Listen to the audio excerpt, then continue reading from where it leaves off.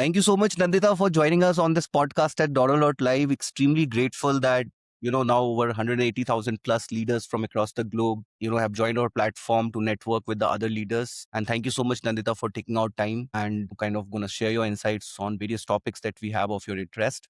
But before we go to the topics, for our audience, we'll want to give a brief introduction about Nandita, the prolific profile that she has. She has been a strategic HR business partner with over a decade of experience driving people strategy across various industries like telecom, FMCG, technology, and healthcare. She is currently with Antara Senior Care, where she aligns HR initiatives with business objectives while fostering a culture of trust, care, and performance excellence. She has led regional HRBP teams, partnered with senior leaders on workforce planning and capability building. And besides, she has also delivered data driven people solutions. She is known in the industry for strengthening organizational health, succession pipelines, and employment engagement at a scale. I welcome you, Nandita. Thank you so much for joining us. Thanks, Rishikesh. It's a pleasure to join your podcast. Yeah, and it's a very broad network where people across fraternity can actually connect and share ideas.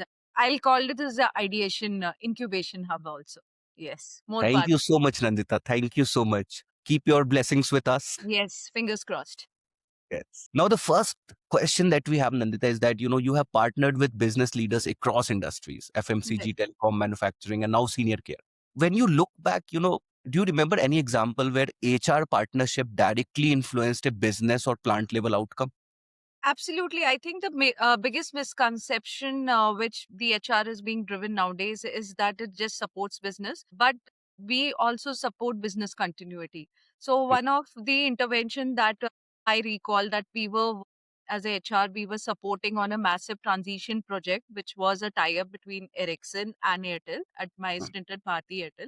And we were setting up a concept of managed services. There was a different vertical wing to support the networks team, and it wasn't just administrative, it was it had a huge operational risk attached to it, and I along with the other HR partners, we had led this project where 1,000 plus employees across 18th location pan India were mm, supposed to be amalgamated into the Airtel operations, and this wing of Ericsson, the employees were coming to Airtel, and we had also run a special program called cultural integration and tie up with one of the big fours. So, if HR managed that cultural and operational integration effectively, the network domain, the core revenue generator, would have suffered in the bigger scheme of things. So, mm, we had to ensure since day one the employees from the other organization are culturally integrated, well settled, they are aware of the policies, their benefits are intact, and in addition to that, they are welcome. mm. So, this is one of the incidents which is like right at top of my mind. This is a very interesting one. And besides, while we were going through a profile, we also saw that you have handled very large and geographically distributed workforces as well. Right. So, you know, can you tell our audience, what were the earliest employee relationships or engagement signals that HR should never ignore? Right. So if I quote with one of the examples, prior to this, when I was with Varun Beverages, where I was managing entire of North, taking care of 3 states across for the North region. We had a headcount of 2,500 plus employees Mm, on roll, off roll, and all.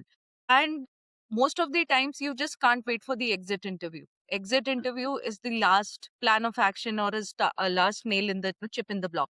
So what we can actually do it is a early warning signal, EWS, like at we had various chatbots and Infido as one of the partners which had supported us as the early attrition trends or early signs, which mm, would give us a heads up. And what I personally feel, the initial handholding of 0 to 3 months as the mm, infant attrition is there is very important, which helps us to say the unsaid or the set of dissatisfaction. And we also massively on and off conduct stay interviews where there is a catch up and connects with the HR, which actually helps us to bridge the gap. I mean, exit would be the last point where the employee, in my opinion, has actually given up and they no, feel okay. There's nothing beyond. There's no resolution. Maybe the disconnect is there. So mm, I think the initial 0 to 3 months is a very teething phase where a employee needs to get settled. And if you talk about the Indian industrial concept, also like Gallup and other researchers point out, there are subtle behavior changes. Like if we talk about in our kind of industry where healthcare, if we just quote, there's a concept of voice of customers. We are in a softer aspect of hospitality also. So when your rating starts falling down, your scores start falling down, there's a less involvement of the caregivers, or let's say there's a high turnover, absenteeism in that. So these are the subtle signs of early signs of attrition where there's a subtle disengagement. It's like, on a lighter note, I'll call it the silent divorce, which happens way before you start the paperwork. Superb analogy. And all these signals, organizations keep on ignoring, right? Because, It is, I won't say ignoring. Ignoring would be way too harsh. It's like we are chasing different priorities or too many priorities at some point of time. And somehow that's why we have a concept of town halls. We have open newsletters and all, so that everyone knows what mission we are chasing, like innovation. And most of the organizations, they drive by the theme. Like some of them, at Varun, we had Mission 1 billion, where we had to cross the X amount of sales revenue target. And it was so ingrained that it was part of our DNA. Customer obsession was there in Bharti Airtel. So we had a campaign of Painted Red.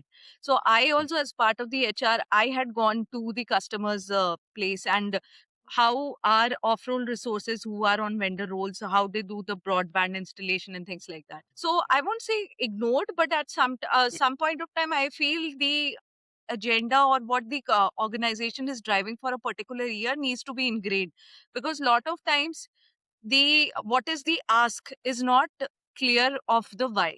So it is just like running a marathon. If you don't have small milestone, like what is it, why we are doing it, so it doesn't excite the employee also. But when you are passionately, like customer obsession, if I call about it, how is your contribution as in one particular line of business contributes to bigger scheme of things? If you are able to portray that bigger picture to the employee, that level of association definitely helps. yeah, absolutely. This is so insightful for the other leaders as well, because you can kind of keep on watching for these early signals, and if you want to make a robust organization culture. Thank you so much, Nandita, for sharing And these examples. adding to what I would also say, there's always a trade off. Any employee who likes to, there's always a trade off. Some they have given a part of what they were doing because somehow they were settled. They knew they work in the earlier organization. It's like a gamble. They have come in our organization. Yes. But if somebody who's a high performer is not able to perform and is exiting, was there a hiring mismatch, or we as an organization weren't able to retain them, or what is it that we are lacking? So that also is a self reflection on the number of attrition that happens. Right.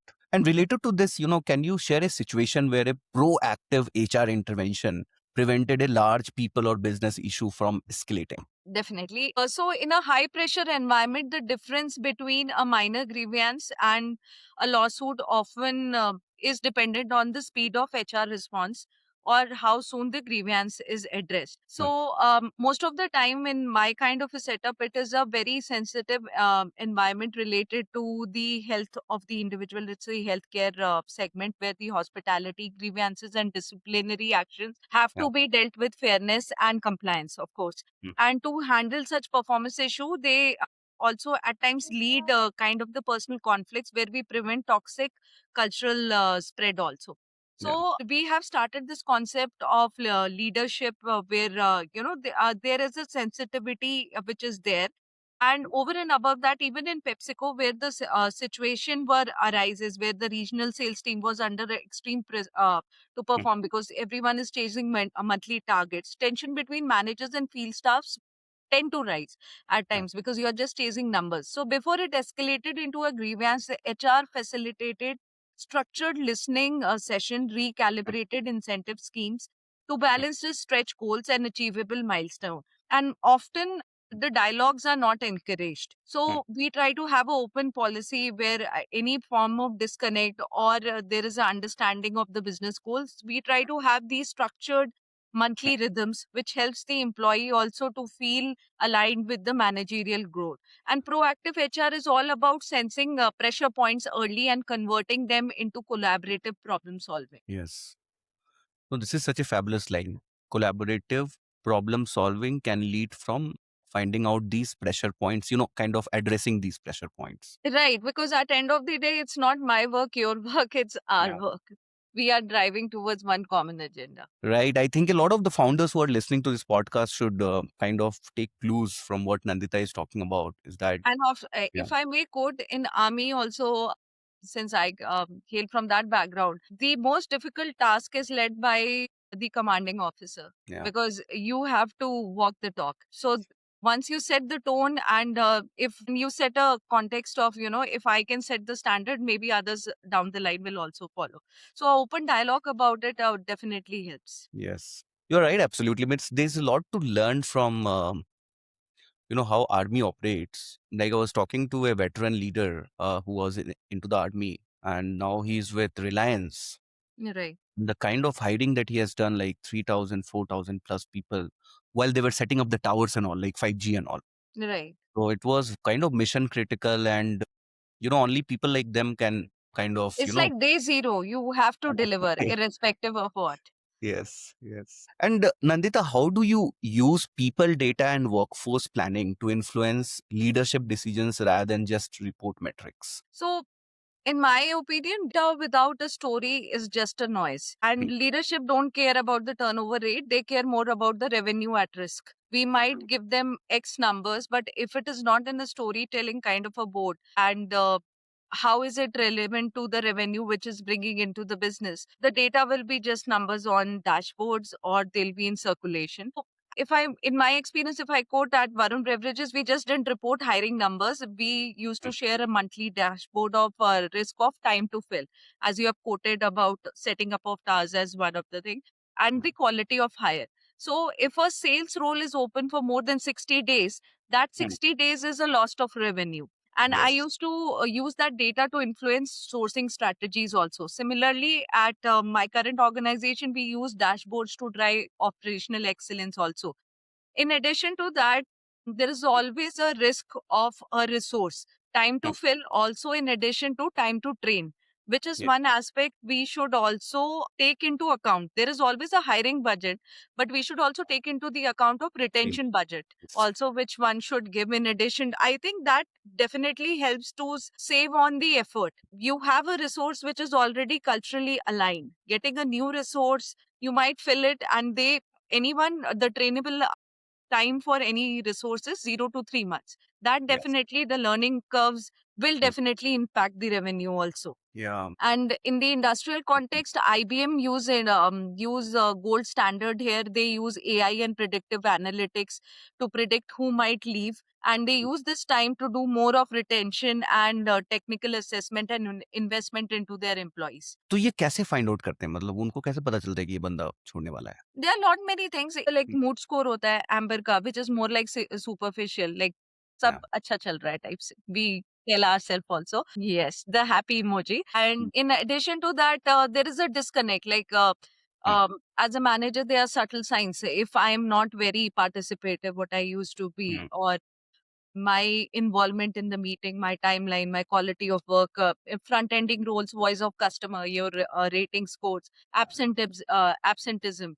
So that all is there. And skip level meetings and managers' feedback also is very important, because mm, that also helps you to give a open door or a listening ear. At times, people mm, just want to be heard. The employees, they would want to be heard. Like this might, and there is also aspirational. So we should have more open houses in terms of town halls, anonymous feedbacks, which definitely ideation box that should help to retain also.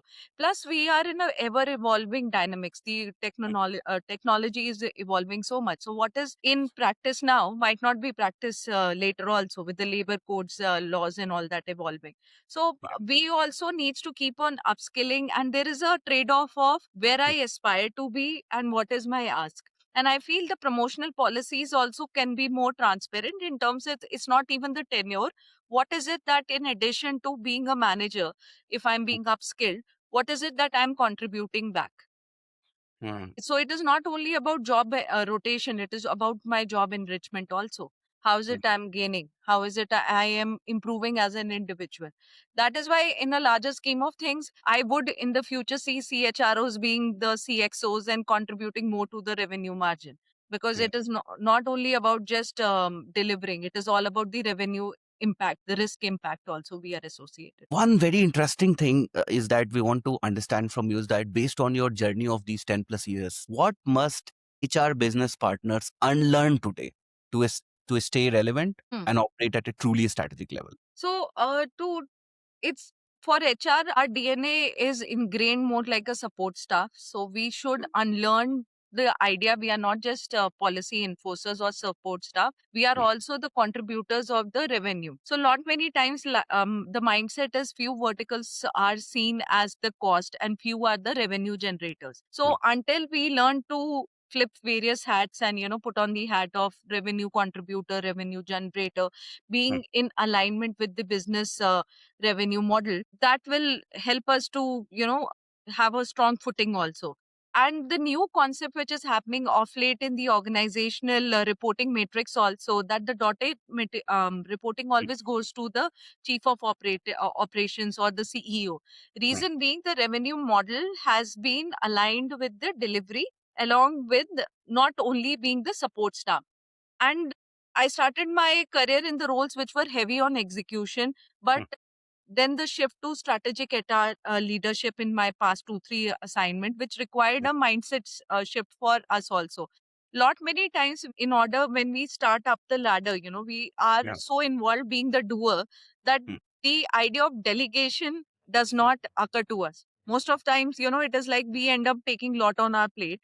And secondly, I feel most of the managers who are being elevated to a leadership position should also be upskilled to how to be Yes. a good manager. Yes. Because as the four quadrants of leadership also says, you Mm. have to understand the kind of talent you're dealing with. With Gen Yeah. Z, it's different. With Gen Y, millennial, baby boomers, and God knows many more in line.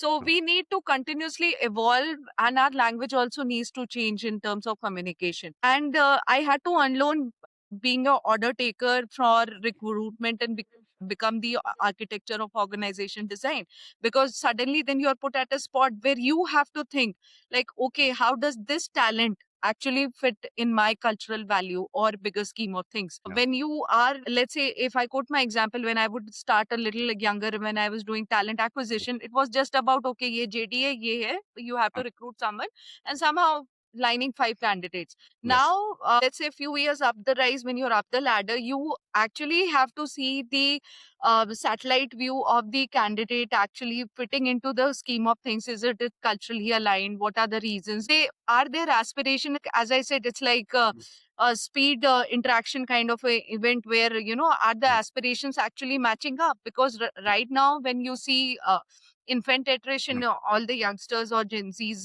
leaving, it is Yeah. not about the job. It is about the job they are made to feel heard, being seen, Yeah. and they are being valued.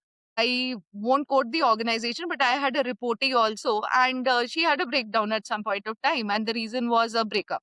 So I just told her, Mm. I didn't Mm. time to say it before Valentine's, but I just told her that you just take your time off, because mental health is something we need to Yes. acknowledge. Earlier at time of COVID and all, it wasn't there. This support and lot many policies which are there, back to work, parental, Yes. where women are being welcomed. We have diversity hiring in among all aspects. So that sort of inclusivity needs to be there, and it is not about the task, it is about the person behind the task who can do it so well. And we have to harness the energy, or let's say what everyone brings to the table. It's like a perfect blend of a recipe where all the ingredients play their Yes. own role. So as a HR, we need to put on that lens, be at the convincing end also, and Mm. make the leaders also see that how is the particular resource contributing back to the revenue. And Right. if we talk about the industrial context, the Gartner research also backs this up. The companies with high performance strategic HRBP have a guaranteed result of 22% improvement in employee performance, 9% increase in profitability. And the old HR would only focus on compliance, and the new HR focuses on capability building and winning Yes. in the market. So if you are still asking what's in the policy, you are already behind. I mean, Mm. the pull should be so magnetic that there should be employees lining up rather than, you asking employees. And it is a big trade off, because your hired time is less. You have much happier employees, as I have quoted earlier, there's a increase in the profitability margin also. And HRBPs must also learn the idea that their role is beyond purely administrative. In my journey, I realized that waiting for business leaders at times to define the agenda and keeps HR reactive. So instead, we must bring insights predicting the talent gap and shaping organizational designs also, and advising on cultural shift. Initially, if you talk about when we do bell curve at times Yes. of performance rating, now the organizations have evolved so maturely that they have come to a flat rating also. It's performance per pay model, or the unlearning is moving away from being compliance custodians to becoming capability architect. Strategic HR is also about influencing business direction and not just executing instructions. And I've been lucky in my few of the stints where the leaders were also equally supportive. They lend a learning ear and they were open to experimentation. So when you are empowered as a business partner and when you have earned that kind of empowerment, it should rightly be put. And last but not the least, probe, ask the expectation, because lot many times we are left with this feedback that we are not happy, but how do you define happiness? As a HR partner, when I seek feedback, if I'm told that we are not happy, you have to break it down, the 5 whys. Why. By the time you reach the fifth why, you will definitely get an Mm. insight or the aha moment to it. Yeah, that is so true. I think three whys. By the third, you are always there. By the reach to the fifth one, you are so mentally exhausted Yes. that you are like, okay, I have exhausted all my options. Yes, exactly. This was so nice, actually, Nadita. You have touched upon very pertinent points, and we seriously believe that this session is going to be helpful to a lot of HR leaders and also to a lot of young folks who may be watching this. Learn the tenets of being a good HRBP. Thank you Right. so much. And Yeah. thanks Yeah. for your probing questions. And maybe at times you also nudged me to think, okay, by the time of third why, I was already there with the answer. And glad to collaborate and wishing team all the success and wishing you also more success. Right. Thank you. Thank you so much, Nandita. You are so supportive of us, and we look forward to being in touch. Thank you so much. Likewise. Thank you so much.